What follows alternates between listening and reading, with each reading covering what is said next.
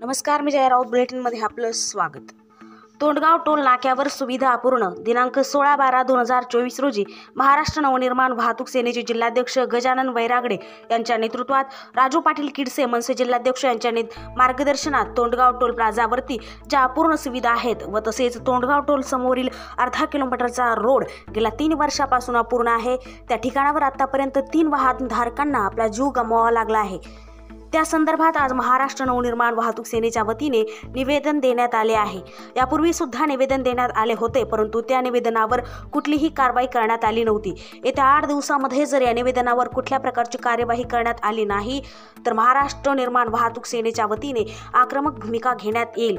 उपस्थित वाशिम शहराध्यक्ष रविभाऊ वानखेडे, वाहतूक सेना शहराध्यक्ष वाशिम उमेश टोलमारे, शहर उपाध्यक्ष शेख उमेर व इतर मनसे सैनिक उपस्थित होते. ग्रामप्रभा 24 न्यूजसाठी मुख्य संपादक दिलीप अवगण पाटील.